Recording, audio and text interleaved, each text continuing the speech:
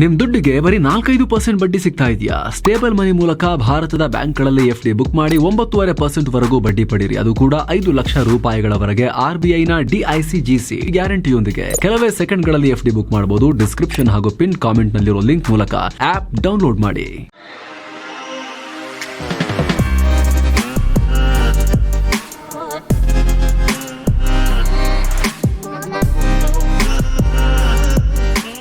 Hi friends, ದಿನದ ಎಲ್ಲ ಪ್ರಮುಖ ಸುದ್ದಿಯನ್ನು ನಿಮಗೆ ತಲುಪಿಸುವ mastmaga.comನ ಫುಲ್ ನ್ಯೂಸ್ಗೆ ಸ್ವಾಗತ. ನಾನು ಅಮರ್ ಪ್ರಸಾದ್. 2020ರಲ್ಲಿ ಬೆಂಗಳೂರಿನ DJ ಹಳ್ಳಿ KG ಹಳ್ಳಿಯಲ್ಲಿ ಗಲಭೆ ನಡೆದು ವಿಶ್ವಾದ್ಯಂತ ಸುದ್ದಿಯಾಗಿದ್ದು ನಿಮಗೆ ಗೊತ್ತು. ಈಗ ಮೈಸೂರಿನ ಉದಯಗಿರಿಯಲ್ಲೂ ಅಂತಹದ್ದೇ ಘಟನೆಯಾಗಿದೆ. ವ್ಯಕ್ತಿಯೊಬ್ಬನ ಸೋಷಿಯಲ್ ಮೀಡಿಯಾ ಪೋಸ್ಟ್ನಿಂದಾಗಿ ಮೈಸೂರಲ್ಲಿ ಭಾರೀ ಕೋಲಾಹಲ ಆಗಿದೆ. ಗಲಭೆ ಸೃಷ್ಟಿಯಾಗಿ ಕೆಲ ಕಿಡಿಗೇಡಿಗಳು ಪೊಲೀಸ್ ಸ್ಟೇಷನ್ ಮತ್ತು DCP ವಾಹನಗಳಿಗೆ ಕಲ್ಲು ಬಿಸಾಡಿದ್ದಾರೆ. ಇದರ ವಿಡಿಯೋಗಳು ವೈರಲ್ ಆಗಿವೆ. ಸದ್ಯದ ಮಾಹಿತಿ ಪ್ರಕಾರ ದಿಲ್ಲಿಲಿ ಬಿಜೆಪಿ ಗೆದ್ದ ನಂತರ ಮೈಸೂರಿನ ಕಲ್ಯಾಣಗಿರಿ ಬಡಾವಣೆಯ ಯುವಕನೊಬ್ಬ ಲೋಕಸಭಾ ವಿಪಕ್ಷ ನಾಯಕ ರಾಹುಲ್ ಗಾಂಧಿ, ಅರವಿಂದ್ ಕೇಜ್ರಿವಾಲ್, ಅಖಿಲೇಶ್ ಯಾದವ್ ಅವರ ಫೋಟೋಗಳನ್ನು ವ್ಯಂಗ್ಯವಾಗಿ ಪೋಸ್ಟ್ ಮಾಡಿದ್ದನಂತೆ. ಅಲ್ಲದೆ ಒಂದು ಧರ್ಮಕ್ಕೆ ಅಪಮಾನ ಮಾಡುವ ರೀತಿ ಧರ್ಮ ಗುರುಗಳ ಬಗ್ಗೆ ಅವಹೇಳನಕಾರಿಯಾಗಿ ಪೋಸ್ಟ್ ಹಾಕಿದ್ದ ಅಂತ ಆರೋಪ ಮಾಡಲಾಗ್ತಿದೆ. ಇದರಿಂದ ಇನ್ನೊಂದು ಗುಂಪು ಘೋಷಣೆಗಳನ್ನು ಕೂಗ್ತಾ ಪೊಲೀಸರು ಹಾಗೂ ಠಾಣೆ ಮೇಲೆ ಕಲ್ಲು ಹೊಡೆದಿದ್ದಾರೆ. ಧಾರ್ಮಿಕ ಮುಖಂಡರು, ರಾಜಕೀಯ ಮುಖಂಡರು ಎಷ್ಟು ಹೇಳಿದ್ರು ಸುಮ್ಮನಾಗದೆ ಠಾಣೆ ಮೇಲೆ ದಾಳಿ ಮಾಡಿದ್ದಾರೆ ಅನ್ನೋ ಆರೋಪ. ಯಾರೋ ಪೋಸ್ಟ್ ಹಾಕಿದ್ದಕ್ಕೆ ಠಾಣೆ ಮೇಲೆ ದಾಳಿ ಮಾಡಿದ್ಯಾಕೆ ಅನ್ನೋ ಪ್ರಶ್ನೆ ಕೇಳಲಾಗ್ತಿದೆ.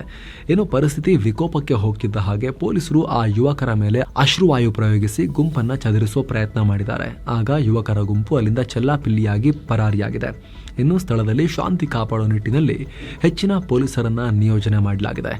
ಘಟನೆಯಲ್ಲಿ 14 ಪೊಲೀಸರು ಗಾಯಗೊಂಡಿದ್ದಾರೆ. ಗಲಾಟೆ ಮಾಡಿದವರನ್ನ ಅರೆಸ್ಟ್ ಮಾಡೋ ಸಂಬಂಧ ಸ್ಥಳೀಯ ಪೊಲೀಸರ ಒಂದು ತಂಡವನ್ನು ರಚಿಸಿದ್ದೀವಿ ಅಂತ ADGP ಹಿತೇಂದ್ರ ಹೇಳಿದ್ದಾರೆ. ಅತ್ತ SDPI ರಾಜ್ಯಾಧ್ಯಕ್ಷ ಅಬ್ದುಲ್ ಮಜೀದ್ ಕೂಡ ಸ್ಥಳಕ್ಕೆ ಆಗಮಿಸಿ ಶಾಂತಿ ಕಾಪಾಡುವಂತೆ ಸ್ಥಳೀಯರಲ್ಲಿ ಮನವಿ ಮಾಡಿಕೊಂಡಿದ್ದಾರೆ. ಜೊತೆಗೆ DCP ಮುತ್ತುರಾಜ್ ಜೊತೆಗೆ ಮಾತಾಡಿದ್ದಾರೆ. ಏನೋ ಘಟನೆಗೆ ಗೃಹ ಸಚಿವ ಪರಮೇಶ್ವರ್ ರಿಯಾಕ್ಟ್ ಮಾಡಿದ್ದಾರೆ. ಉದಯಗಿರಿ ಪೊಲೀಸ್ ಸ್ಟೇಷನ್ ಮೇಲೆ ದಾಳಿ ಮಾಡಿದವರ ವಿರುದ್ಧ ಕಾನೂನು ಪ್ರಕಾರ ಕ್ರಮ ತಗೋತೀವಿ ಅಂತ ತಮ್ಮ ಎಂದಿನ ಹೇಳಿಕೆಯನ್ನು ಕೊಟ್ಟಿದ್ದಾರೆ.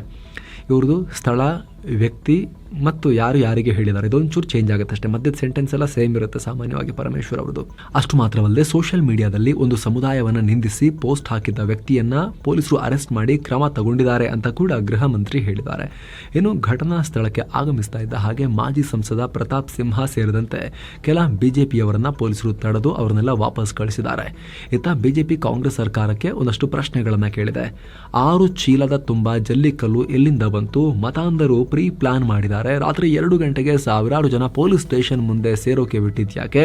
DCP ಕಾರಿಗೆ ಕಲ್ಲು ತೂರಿದ್ರು ಪೊಲೀಸರು ಆತ್ಮರಕ್ಷಣೆಗೆ ಗುಂಡಿ ಯಾಕೆ ಹಾರಿಸ್ತಿಲ್ಲ ಅಂತ ಪ್ರಶ್ನೆ ಮಾಡಿದ್ದಾರೆ.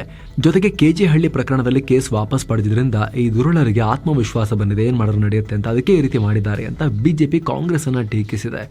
ಅಂದಹಾಗೆ 2020ರಲ್ಲಿ ಬೆಂಗಳೂರಿನ DJ ಹಳ್ಳಿ ಹಾಗೂ KG ಹಳ್ಳಿಯಲ್ಲಿ ದೊಡ್ಡ ಗಲಭೆಯಾಗಿತ್ತು. ಶಾಸಕ ಅಖಂಡ ಶ್ರೀನಿವಾಸ ಮೂರ್ತಿ ಸೋದರಳಿಯ ನವೀನ್ ಅನ್ನೋರು ಅವಹೇಳನಕಾರಿ ಪೋಸ್ಟ್ ಹಾಕಿದ್ರು ಅಂತ ಶಾಸಕರ ಮನೆ ಮೇಲೆ ದಾಳಿ ಮಾಡಿ ಬೆಂಕಿ ಇಡಲಾಗಿತ್ತು.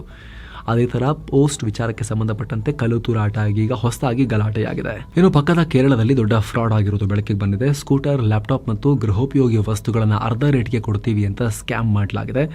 ಸಾವಿರಾರು ಜನರಿಂದ 40,000ಕ್ಕೂ ಅಧಿಕ ಜನರಿಂದ ದುಡ್ಡನ್ನು ಕಲೆಕ್ಟ್ ಮಾಡಿಕೊಂಡು ಮೋಸ ಮಾಡಿದ್ದಾರೆ. 26 ವರ್ಷದ ಅನಂತ ಕೃಷ್ಣ ಅನ್ನೋ ವ್ಯಕ್ತಿನೇ ಪ್ರಮುಖ ಆರೋಪಿ.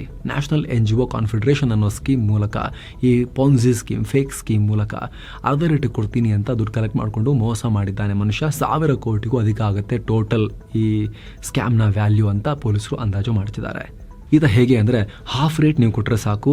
1 ಲಕ್ಷದ ಲ್ಯಾಪ್ಟಾಪ್ 50,000ಕ್ಕೆ, 1,20,000 ರೂಪಾಯಿ ಬೈಕ್ 60,000 ರೂಪಾಯಿಗೆ, 60,000 ರೂಪಾಯಿ ಐಟಮ್ 30,000ಕ್ಕೆ ಈ ರೀತಿ ಎಲ್ಲ ಕೊಡಿಸ್ತೀವಿ. ಉಳಿದಿರೋ ಹಾಫ್ ದುಡ್ಡೆಲ್ಲಿಂದ ಬರುತ್ತೆ ಕೇಳಿದ್ರೆ, ಕಂಪನಿಗಳಿಗೆಲ್ಲ ಸರ್ಕಾರದ ರೂಲ್ಸ್ ಇದೆ, ಪ್ರಾಫಿಟಲ್ಲಿ ಇಂತಿಷ್ಟು % CSR ಫಂಡ್ ಅಂತ ಖರ್ಚು ಮಾಡಲೇಬೇಕು ಅಂತ ನಾವೆಲ್ಲ NGOಗಳಲ್ಲಿಂದ ತಗೊಂಬಂದು ಆ ದುಡ್ಡನ್ನು ಹಾಕಿಸ್ತೀವಿ ಅಂತ ಹೇಳಿ ಮೋಸ ಮಾಡಿದ್ದಾನೆ ಅಂತ. ಅಚ್ಚರಿಯ ವಿಚಾರ ಅಂದರೆ, ಈತನ ಈ ಕಳ್ಳ ದಂಧೆಯಲ್ಲಿ ಕೇರಳ ಹೈಕೋರ್ಟ್ನ ನಿವೃತ್ತ ನ್ಯಾಯಾಧೀಶರು, ಪ್ರಮುಖ NGO ಒಂದರ ಕಾರ್ಯನಿರ್ವಾಹಕ ನಿರ್ದೇಶಕರು ಕೂಡ ಭಾಗಿಯಾಗಿದ್ದಾರೆ ಅನ್ನೋ ಆರೋಪಗಳನ್ನು ಮಾಡಲಾಗ್ತಿದೆ. ಈ ಪ್ರಕರಣ ಸಂಬಂಧ ಸುಮಾರು 100 ಕೇಸ್ಗಳು ದಾಖಲಾಗಿವೆ. ಅಮೆರಿಕಗೆ ಬರೋ ಸ್ಟೀಲ್ ಮತ್ತು ಅಲ್ಯೂಮಿನಿಯಂ ಮೇಲೆ ಟ್ರಂಪ್ 25% ಟ್ಯಾರಿಫ್ ಹೇರಿದ್ದು ಈಗ ಎಕ್ಸಿಕ್ಯೂಟಿವ್ ಆರ್ಡರ್ಗೆ ಸೈನ್ ಕೂಡ ಮಾಡಿದ್ದಾರೆ. ಸುಂಕಗಳಿಗೆ ಯಾವುದೇ ರೀತಿಯ ವಿನಾಯಿತಿ ಇಲ್ಲ. ಈ ಹೊಸ ಟ್ಯಾರಿಫ್ ಮಾರ್ಚ್ 4ರಿಂದಲೇ ಜಾರಿಗೆ ಬರುತ್ತೆ. ನಮ್ಮ ದೊಡ್ಡ ಕೈಗಾರಿಕೆಗಳು ಅಮೆರಿಕಗೆ ಮರಳೋ ಟೈಮ್ ಇದು ಅಂತ ಟ್ರಂಪ್ ಹೇಳಿದ್ದಾರೆ. ಇದರ ಬೆನ್ನಲ್ಲೇ ಅನೇಕ ರಾಷ್ಟ್ರಗಳಲ್ಲಿ ಸ್ಟೀಲ್ ಮತ್ತು ಅಲ್ಯೂಮಿನಿಯಂ ರಫ್ತುದಾರರಿಗೆ ಆತಂಕ ಶುರುವಾಗಿದೆ. ಮತ್ತೊಂದು ಕಡೆ ಈ ಕುರಿತು ಕೇಂದ್ರ ಉಕ್ಕು ಕಾರ್ಯದರ್ಶಿ ಸಂದೀಪ್ ಪೌಂಡ್ರಿಕ್ ರಿಯಾಕ್ಟ್ ಮಾಡಿ ಅಮೆರಿಕಾಗೆ ಭಾರತದಿಂದ ಹೆಚ್ಚಿನ ಸ್ಟೀಲ್ ರಫ್ತೇನಾಗಲ್ಲ. ಕಳೆದ ವರ್ಷ ನಾವು 14.5 ಕೋಟಿ ಟನ್ನಷ್ಟು ಸ್ಟೀಲ್ ಉತ್ಪಾದನೆ ಮಾಡಿದ್ವಿ. ಈ ಪೈಕಿ 95,000 ಟನ್ ಸ್ಟೀಲ್ ಮಾತ್ರ ಅಮೆರಿಕ ಕೊಟ್ಟಿದ್ದೀವಿ. ಇದನ್ನು ರಫ್ತು ಮಾಡಕ್ಕೆ ನಮಗೆ ನೆಕ್ಸ್ಟ್ ಆಗಿಲ್ಲ ಅಂದರೆ ಏನು ಪ್ರಾಬ್ಲಮ್ ಏನು ಆಗೋದಿಲ್ಲ. ಆದರೆ ಭಾರತದಿಂದ ಸ್ಟೀಲ್ ಆಮದು ಮಾಡಿಕೊಳ್ಳೋ ಬೇರೆ ದೇಶಗಳು ಇದೇ ರೀತಿ ಟ್ಯಾರಿಫ್ ಹೆಚ್ಚು ಮಾಡಿದ್ರೆ ಆಗ ಕಷ್ಟ ಅಷ್ಟೇ. ಕಳೆದ ಬಾರಿ 2018ರಲ್ಲಿ ಅಮೆರಿಕ ಭಾರತದ ಸ್ಟೀಲ್ ಮತ್ತು ಅಲ್ಯೂಮಿನಿಯಂ ಮೇಲೆ ಟ್ಯಾರಿಫ್ ಅವಾಗಲೂ ಕೂಡ ಹೇರಿದ್ರು ಟ್ರಂಪ್ ಇದ್ದಾಗ ಅಂತ ಅವರು ರಿಯಾಕ್ಷನ್ ಕೊಟ್ಟಿದ್ದಾರೆ. ಭಾರತದ ಪ್ರಮುಖ ಭದ್ರತಾ ಏಜೆನ್ಸಿಗಳು ಸೇರಿ ಅಮೆರಿಕದಲ್ಲಿ ನೆಲೆಸಿರೋ 12 ಗ್ಯಾಂಗ್ಸ್ಟರ್ಗಳ ಲಿಸ್ಟ್ ಮಾಡಿದ್ದಾರೆ. ಕೇಂದ್ರ ಗೃಹ ಸಚಿವಾಲಯದ ನಿರ್ದೇಶನದ ಮೇರೆಗೆ ಇದನ್ನು ತಯಾರಿಸಲಾಗಿದೆ.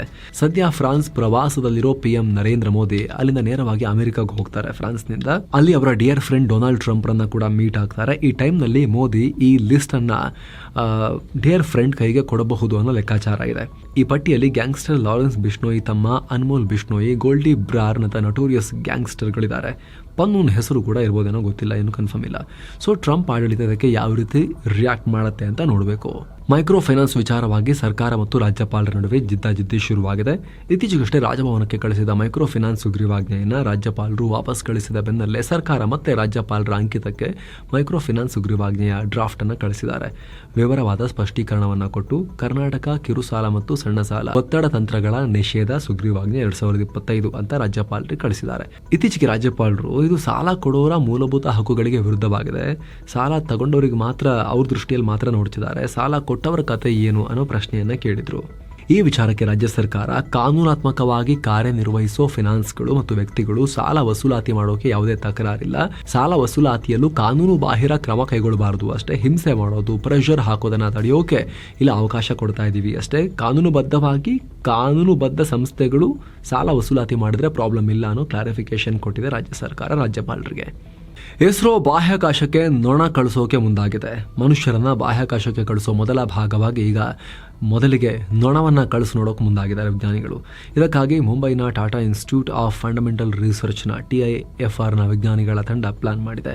ಈ ಮೂಲಕ ಜೀವಿಗಳ ಮೇಲೆ ಈ ಸ್ಪೇಸ್ ಟ್ರಾವೆಲ್ ಯಾವ ರೀತಿ ಪರಿಣಾಮ ಬೀರಬಹುದು, ಅವುಗಳ ದೇಹದಲ್ಲಿ ಯಾವ ಥರ ಬದಲಾವಣೆ ಆಗುತ್ತೆ ಮತ್ತು ಎಂತಹ ಒತ್ತಡಗಳಿಗೆ ಒಳಪಡುತ್ತೆ ಅನ್ನೋದರ ಬಗ್ಗೆ ಮಾಹಿತಿಯನ್ನು ಕಲೆ ಹಾಕ್ತಾರಂತೆ. ಇದರಿಂದ ಮುಂದೆ ಗಗನಯಾನ್ ಮಿಷನ್ ಮೂಲಕ ಮನುಷ್ಯರನ್ನ ಸ್ಪೇಸ್ಗೆ ಕಳಿಸೋಕೆ ಒಂದಷ್ಟು ಇನ್ಪುಟ್ ಸಿಗುತ್ತಂತೆ. ಈ ನೊಣಗಳು ಮತ್ತು ಮನುಷ್ಯರ ಜೆನೆಟಿಕ್ ಪಾತ್ವೇನಲ್ಲಿ 75% ಹೋಲಿಕೆ ಇದೆ. ಒಂದು ದೇಹದಲ್ಲಿ ಜೈವಿಕ ಕಾರ್ಯಗಳು ನಿಭಾಯಿಸೋಕೆ ಜೀನ್ಗಳು ಒಟ್ಟಾಗಿ ಕೆಲಸ ಮಾಡೋದಕ್ಕೆ ಜೆನೆಟಿಕ್ ಪಾತ್ವೇ ಅಂತ ಹೇಳ್ತಾರೆ. ಹಾಗಾಗಿ ಇದು ಸ್ವಲ್ಪ ಸಿಮಿಲಾರಿಟೀಸ್ ಇರೋದ್ರಿಂದ 75% ಸಿಮಿಲಾರಿಟೀಸ್ ಇರೋದ್ರಿಂದ ಹೆಚ್ಚಿನ ಜೆನೆಟಿಕ್ ರಿಸರ್ಚ್ಗಳಲ್ಲಿ ನೊಣವನ್ನೇ ಬಳಸಲಾಗುತ್ತೆ. ಇದೀಗ ಗಗನಯಾನ್ ಮಿಷನ್ಗೂ ನೊಣ ಸಹಕಾರಿಯಾಗುತ್ತೆ ಅಂತ ವರದಿಯಾಗಿದೆ. ಈ ಹಿಂದೆ ಇತರ ರಾಷ್ಟ್ರಗಳು ಕೂಡ ಮನುಷ್ಯರನ್ನ ಕಳಿಸೋ ಮೊದಲು ನೊಣ, ಕೋತಿ, ನಾಯಿಗಳನ್ನು ಕಳಿಸಿ ಎಕ್ಸ್ಪೆರಿಮೆಂಟ್ ಮಾಡಿದ್ವು. ಮನುಷ್ಯರು ಹಾಗೆ ಅಲ್ಲ, ನಮ್ಮ ಪ್ರಕಾರ ನಮ್ಮ ಜೀವ ಬಹಳ ಮುಖ್ಯ. ಇವೆಲ್ಲ ಕ್ಷುದ್ರ ಜೀವಿಗಳು, ಇವುಗಳ ಮೇಲೆ ಎಕ್ಸ್ಪೆರಿಮೆಂಟ್ ಮಾಡ್ಬೋದು, ಹೋದರೆ ಹೋಗ್ತವೆ. ನಮ್ಮದು ಸೇಫ್ಟಿ ನೋಡ್ಕೋಬೇಕಲ್ಲ. ಹಾಗಾಗಿ ಮಹಾರಾಷ್ಟ್ರದಲ್ಲಿ ಗುಲಿಯನ್ ಬ್ಯಾರಸ್ ಸಿಂಡ್ರೋಮ್ GBS ದಿನೇ ದಿನೇ ವ್ಯಾಪಕವಾಗಿ ಹರಡ್ತಾ ಇದೆ. ಈ ಕಾಯಿಲೆಗೆ ಇದೀಗ ಒಟ್ಟು 7 ಜನ ಪ್ರಾಣ ಕಳ್ಕೊಂಡಿದ್ದಾರೆ. ಈ ಕಾಯಿಲೆಯ ಪ್ರಕರಣಗಳ ಸಂಖ್ಯೆ 167ಕ್ಕೆ ಏರಿಕೆಯಾಗಿದೆ. ಹೊಸದಾಗಿ 192 ಕೇಸ್ಗಳು ಕೂಡ ದಾಖಲಾಗಿವೆ. ಅಂದಹಾಗಿದೊಂದು ಅಪರೂಪದ ನರಸಂಬಂಧಿ ಕಾಯಿಲೆಯಾಗಿದ್ದು ಕೈಕಾಲು ಮತ್ತು ಸ್ನಾಯುಗಳನ್ನು ದುರ್ಬಲ ಮಾಡುತ್ತೆ. ಈ ಕಾಯಿಲೆಯ ಚಿಕಿತ್ಸಾ ವೆಚ್ಚ ದುಬಾರಿಯಾಗಿರುವುದರಿಂದ ಈಗ ಆಲ್ರೆಡಿ ಮಹಾರಾಷ್ಟ್ರ ಸರ್ಕಾರ ಕೆಲ ಆಸ್ಪತ್ರೆಗಳಲ್ಲಿ ಉಚಿತ ಚಿಕಿತ್ಸೆಯನ್ನು ಕೂಡ ಅನೌನ್ಸ್ ಮಾಡಿದೆ. IPLನಲ್ಲಿ ಗುಜರಾತ್ ಟೈಟನ್ಸ್ ತಂಡದ ಮಾಲೀಕತ್ವವನ್ನು ಅಹಮದಾಬಾದ್ ಮೂಲದ ಟೊರೆಂಟೊ ಗ್ರೂಪ್ ಪಡ್ಕೊಳ್ಳುತ್ತೆ. ಸದ್ಯ 7,500 ಕೋಟಿ ರೂಪಾಯಿಗೆ 66% ಷೇರು ಖರೀದಿ ಪ್ರಕ್ರಿಯೆ ಫೈನಲ್ ಹಂತದಲ್ಲಿದೆ. ಷೇರು ಮಾರಾಟ ಮಾಡೋ ಸಂಬಂಧ CVC capital partners company BCCI ಬಳಿ ಕೂಡ ಮನವಿ ಮಾಡಿಕೊಂಡಿದೆ ಅನ್ನೋ ರಿಪೋರ್ಟ್ಸ್ ಬರ್ತಾ ಇದೆ. 2021ರಲ್ಲಿ ಈ ಗುಜರಾತ್ ಟೈಟನ್ಸ್ ತಂಡವನ್ನು 5,625 ಕೋಟಿ ರೂಪಾಯಿಗೆ CVC ಕ್ಯಾಪಿಟಲ್ ಪಾರ್ಟ್ನರ್ಸ್ ಕಂಪನಿ ಖರೀದಿ ಮಾಡಿತ್ತು. ಇನ್ನು ಷೇರುಪೇಟೆ ವಿಚಾರಕ್ಕೆ ಬಂದರೆ ಮಾರ್ಕೆಟ್ ಕ್ರ್ಯಾಶ್ ಆಗಿದೆ. ದಿನದ ವಹಿವಾಟಿನ ಅಂತ್ಯಕ್ಕೆ ಸೆನ್ಸೆಕ್ಸ್ 1018 ಪಾಯಿಂಟ್ ಬಿದ್ದು 76,293ಕ್ಕೆ, ನಿಫ್ಟಿ 309 ಪಾಯಿಂಟ್ ಬಿದ್ದು 23,071ಕ್ಕೆ ತಲುಪಿದೆ.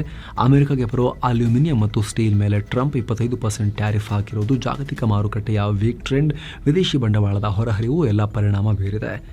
ಮತ್ತೊಂದು ಕಡೆ ಡಾಲರ್ ಮುಂದೆ ರೂಪಾಯಿ ಮೌಲ್ಯ 60 ಪೈಸೆ ಏರಿಕೆ ಕಂಡು 86 ರೂಪಾಯಿ 85 ಪೈಸೆಯಾಗಿದೆ. ಇನ್ನು ಚಿನ್ನ ಮತ್ತು ಬೆಳ್ಳಿ ಬೆಲೆ ವಿಚಾರಕ್ಕೆ ಬಂದರೆ 24 ಕ್ಯಾರೆಟ್ನ 10 ಗ್ರಾಂ ಚಿನ್ನದ ಬೆಲೆಯಲ್ಲಿ 184 ರೂಪಾಯಿ ಕಮ್ಮಿಯಾಗಿ 85,481 ರೂಪಾಯಿ ಆಗಿದೆ. 22 ಕ್ಯಾರೆಟ್ನ 10 ಗ್ರಾಂ ಚಿನ್ನದ ಬೆಲೆಯಲ್ಲಿ 169 ರೂಪಾಯಿ ಕಮ್ಮಿಯಾಗಿ 78,300 ರೂಪಾಯಿ ಆಗಿದೆ. 1 ಕೆಜಿ ಬೆಳ್ಳಿ ಬೆಲೆಯಲ್ಲಿ 1,363 ರೂಪಾಯಿ ಕಮ್ಮಿಯಾಗಿ 94,170 ರೂಪಾಯಿ ಆಗಿದೆ. ಸೊ ಫ್ರೆಂಡ್ಸ್, ಇದಾಗಿತ್ತು ಇವತ್ತಿನ ಫುಲ್ ನ್ಯೂಸ್. ನಾವು ಕೊಯ್ದಿಲ್ಲ, ಹೇಳೋದಿಲ್ಲ, ಕಿರ್ಚಾಡಿಲ್ಲ, ಬರೀ ಸುದ್ದಿ ರೀತಿಯಲ್ಲಿ ತಲುಪಿಸುವ ಪ್ರಯತ್ನವನ್ನು ಮಾಡಿದ್ದೀವಿ. ನಮ್ಮ ಈ ಪ್ರಯತ್ನ ನಿಮಗೆ ಇಷ್ಟ ಆಗ್ತಾ ಇದ್ದರೆ ದಯವಿಟ್ಟು mastmagga.com ಚಾನಲ್ಗೆ ಸಬ್ಸ್ಕ್ರೈಬ್ ಮಾಡಿ, ಪಕ್ಕದ ಬೆಲ್ ಐಕಾನ್ ಮೇಲೆ ಕ್ಲಿಕ್ ಮಾಡೋದನ್ನು ಯಾವುದೇ ಕಾರಣಕ್ಕೂ ಮರಿಬೇಡಿ. Thank you so much. ಮತ್ತೆ ಭೇಟಿ ಆಗ್ತಿರೋಣ. ನಮಸ್ತೆ.